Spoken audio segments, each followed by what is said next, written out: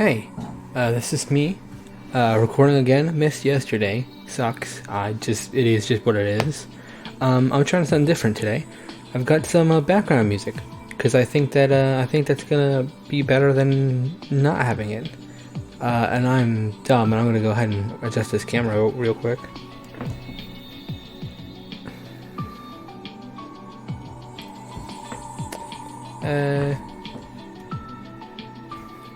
I don't know why I had it so far back. It really makes the video more shit. So I was thinking about what I wanted to talk about today, and I was thinking that I would talk more about D&D. Because there are certain things in D&D that I like that not everyone likes. Everyone plays it differently.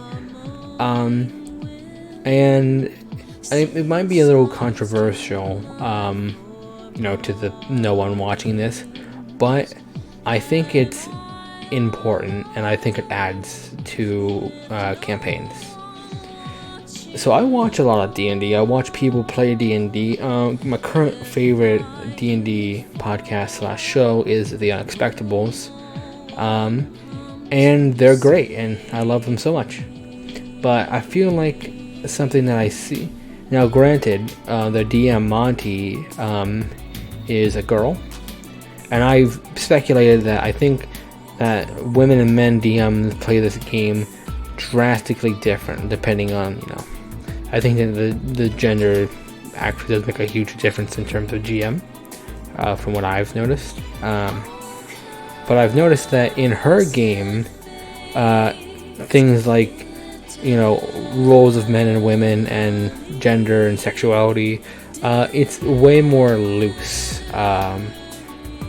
In so much as it doesn't really matter, which is fine.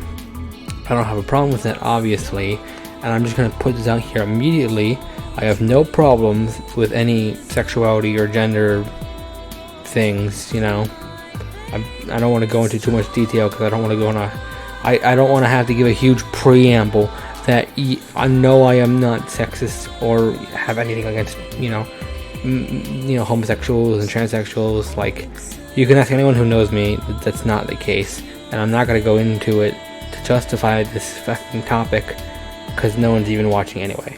So my point is that I feel like far too often it feels like I see God, how do I even start this? Let's start with a scenario. Okay, so I'm the DM. My players, you enter a tavern. This is a pretty standard tavern in a relatively medium-sized village, mostly farming with some mining on the side, and it's about 3 p.m. so there are people there, but it's not like packed. In a few hours this place will probably get more business, so you've probably arrived at the best time to get like a table. So I imagine what the party would do is, the ranger would probably go up to the tavern worker, and probably try to get some rooms, maybe ask about the area. The barbarian is probably going to go straight to the bar and order 3 drinks and tell the bartender to open a tab. The rogue goes off in the corner to not be seen but to wish he was seen, or perhaps is doing some sleuthing for information, or maybe gambling. These are things that we expect of these kind of player archetypes. Rogues are the ones who hide in the shadows and hang with a seedy underbelly. Barbarians are usually oafish and brutish, and will be loud. Rangers are typically hunters and strategic thinkers, and trackers. Now, the last member of this party is the infamous bard archetype. And so the bard, the first thing the player of the bard, this is not based off anyone, it's just based off the archetype. The bard player asked me, the GM, what does the guy working the tavern look like? He's mid-20s, maybe a little later than that. He's relatively well built. He probably stands about 5'8", 5'9", somewhere around there. He's got simple cut brown hair, a little messy at the top, and he's got a nicely trimmed beard as well. And he's just cleaning a glass, wearing like sort of like a plaid shirt and some pants. Nothing too fancy. He's got an apron on, obviously, because he's working at the counter. But just your standard affair for a tavern worker. There doesn't seem to be anything exceedingly interesting about him. Clearly, he's not some type of like old grizzled veteran fighter or like some like really interesting person. He's probably just some kid who hired to. I say kid, but he's probably some guy hired to run the tavern. And after that explanation, the bard's just like, okay. So the two things your standard bard is most likely going to want to do once they get into a tavern is they're going to ask you one of two questions. One, the first question is there a stage and is there anyone on it? That's like the first question they ask. The second question would be, is the bartender hot? Because bards are the sexual ones, typically. It can be other people, obviously, but in the archetypes, we tend to go by, the bard is the horny one 9 times out of 10. That's just how it be. I don't write these rules, I don't want Matt Mercer to crash in here and start hitting me with foam noodles. So the bard, I told the bard there's no stage. There doesn't really look like a place for performers. There is sort of an empty space in the corner by a fireplace that could work as an impromptu stage if this place wanted music. But for the most part, the only sound in here are the mumblings of the people. So the bard is like, okay, well, we'll see about that later. And they go up to the counter where the barbarian is drinking heavily and the rogue has just finished the ranger has just finished buying rooms and is off to do something else. Probably go shit in the woods or something. What do rangers do? Shitty class to play a fighter with a bow. Besides that, the bard walks up. Now, let's say for the sake of this, thing I've been thinking of for the past hour before I made this video, we have this male half-orc bard. Pretty high charisma stat, standard bard affair. Uses a, string guitar instrument of some kind. And they lean on the counter and they try to flirt with the bartender. Me as a DM, I Kari pose for a second. Okay, go ahead and roll a charisma check for me. Bard rolls. They get a 19. Fuck it, it's an astounding roll. Like that's a good fucking roll. A 19. Alright, so I'm like, okay. I'll roll a few things behind the scenes. I don't have my dice here, but like I make two important rolls that I'll talk about later behind the DM screen. And I record, I figure out what those rolls mean, and I make a note of that as far as this environment goes. And so as the bard is just the most charming person ever, and they super witty, super funny, charming, the most charming half-orc you'll ever meet. The bartender gives him a sour look. Just turns his nose up at this individual. And the bartender says to the orc, do you want something to drink? Clearly just not invested in whatever the bard is talking about. And I don't know, let's say the bard makes some quippy line like a tall glass of you. Or something ridiculous, because, bards.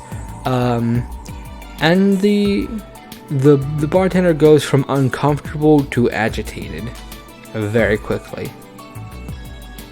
And the bard realizes these bards are pretty good at sensing the room. It's kind of part of their job. And so the bard's like, this is a joke. What's good on the tap? Just trying to keep it going, keep it friendly.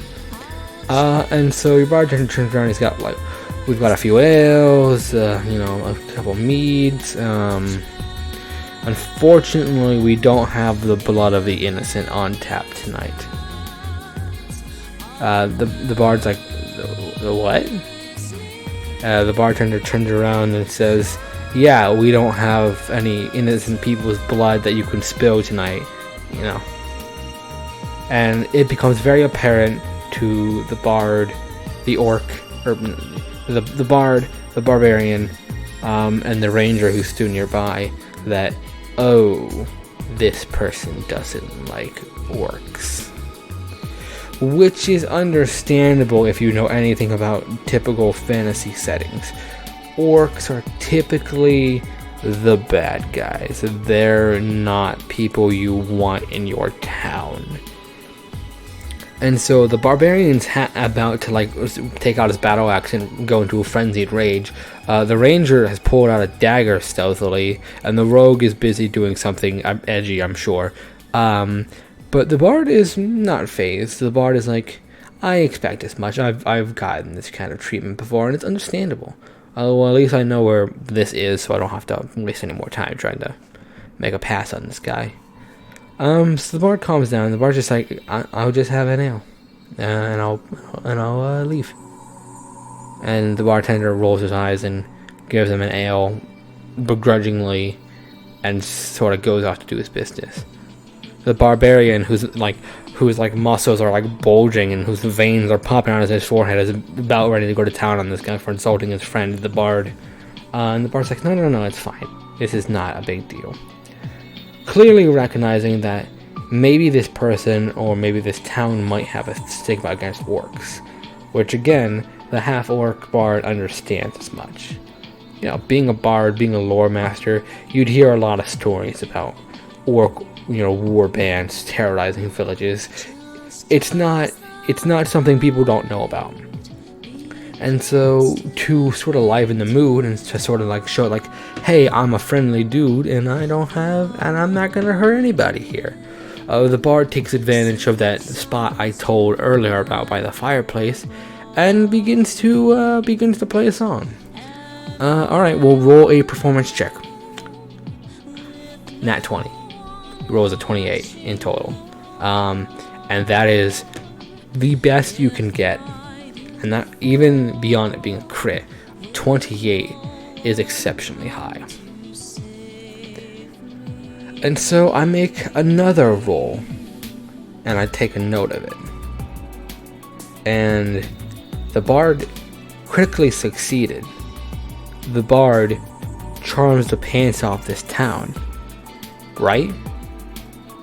Wrong. Crits typically mean that is the ultimate success. However, I find that in certain scenarios, the value of a crit is diminished substantially. And so for reasons we'll get into later, this crit does not act like a normal critical.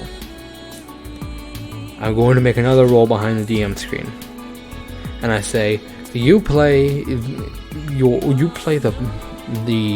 mother's favorite song perfectly. And all your companions have never heard you play this song this well. The rogue even starts to tear up in the corner like, this reminds me of my life in the streets. But Bard, as you are playing, you are hit with something. You are hit on the leg with what looks like part of a casserole that someone was probably eating. And as you look to see where it came from, there is this dwarven man sitting at a table with a few other workers. And he stands up and he says, "Why don't you get the hell out of our town, Greenskin? We don't like your kind around here. Don't be playing your devil tongue around here. No, sirree, we don't want that." And a bunch of townsfolk chime in like, yeah, get out of here, Greenskin. And it becomes very clear that the entire town has a problem with orcs. Now the barbarian pulls out his axe and is about to decapitate this dwarf. The rogue unsheathes his daggers. The ranger draws his bow, and the bard is very sad. And the bard sort of stops his companions, like don't attack anybody here, and leaves. And their companions, not wanting to stay in a place like this, also leave. They'd rather sleep in the woods than sleep in a clearly racist establishment like this. Now, obviously, in D&D, racism is a big deal because there are races that have distinct history of violence, aggression, and warring. The elves and the dwarves have mellowed out substantially in the recent years, but there's still some animosity for ancient wars and grudges. Orcs have always been savage. Same thing with like giants and ogres as well. Those races have always been the most brutish. Goblins and kobolds have always been scavengers and petty thieves and killers. Even like people like lizard folk and Kenku also get the short end of the stick.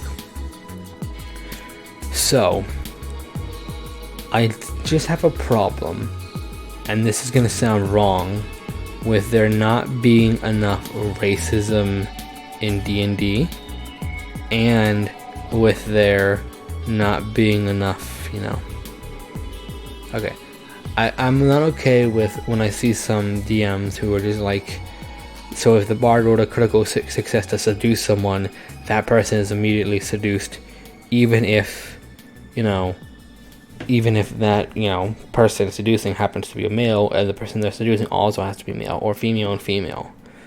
Because I still find that most people are not homosexual or bisexual or any of the sexuals. A majority of people still identify as straight in this world, and I like to think that translates over well enough to D&D. It's the only kind of realism that I do embrace, that I take over from this world to the fictional world, whereas someone like Artem will take over, our physics and like the laws of motion and stuff like that and apply it to his fantasy world.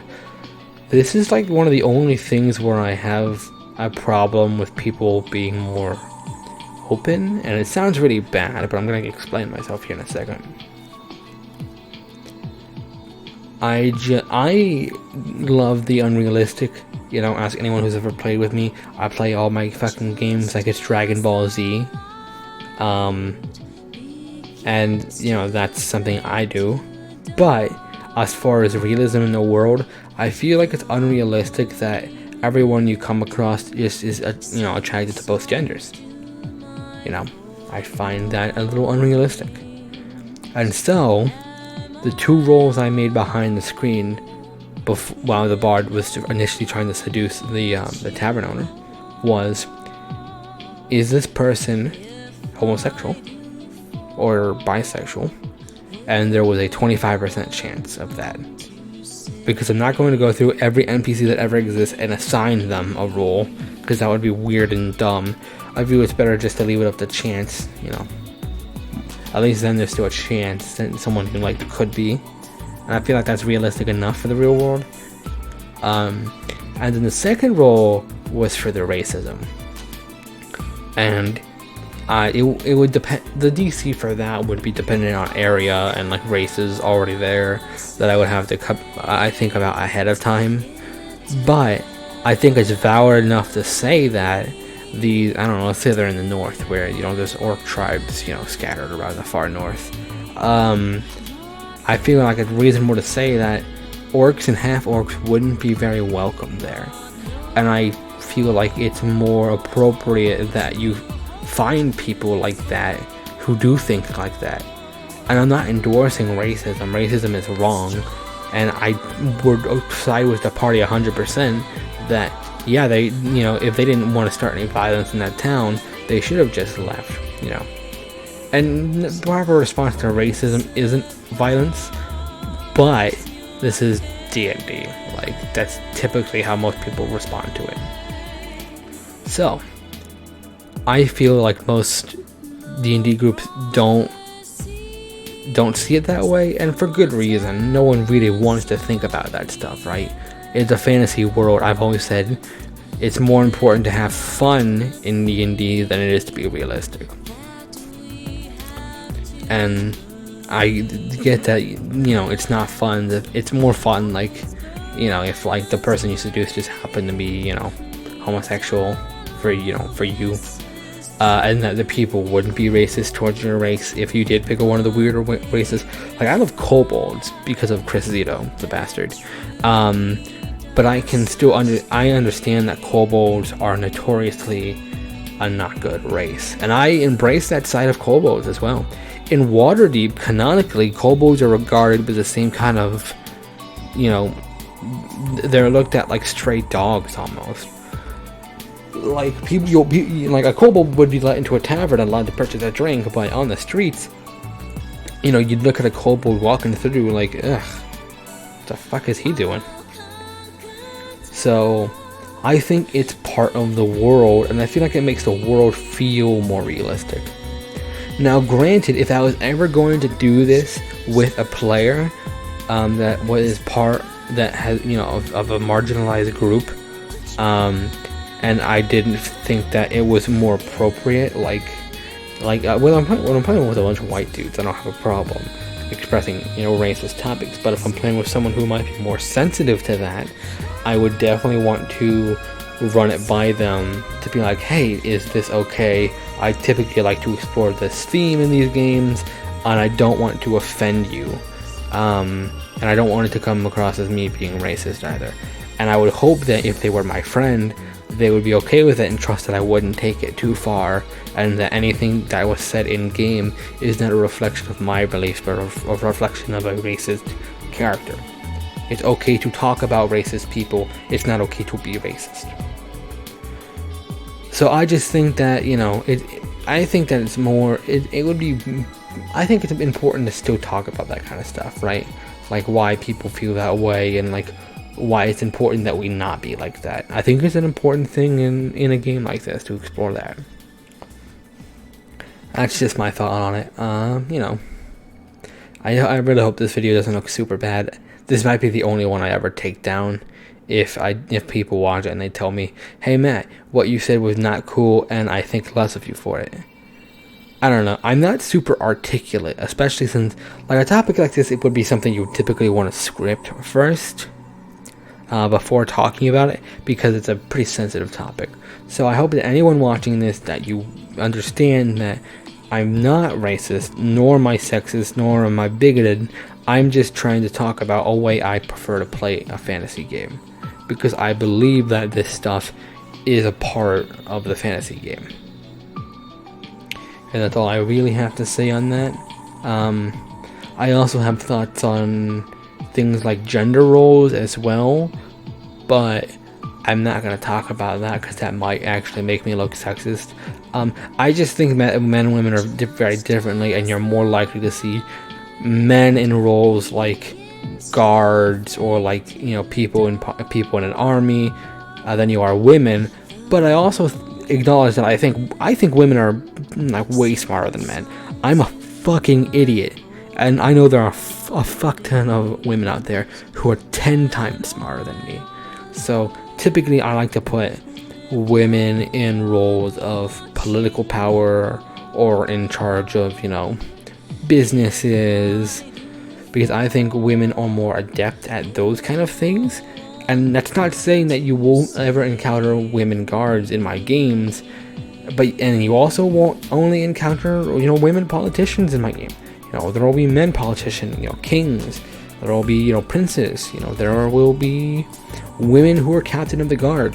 You know, it's all weird. Again, I think the 75-25 ratio works for that. But again, maybe I'm sexist, but I don't think I am. I just think that, you know, because of how different men and women are, it makes sense that they would find more pleasure in different roles of society. I don't think that's wrong. If that's wrong, then may I be struck in the comments below. But, you know, that's just my thought. And so I hope this was at least entertaining, and I hope that this video doesn't cause me to lose friends, because I have very little of them as it is, so I really can't afford to lose anymore. But that's all we have for tonight, so I'll leave you guys to it. Good night.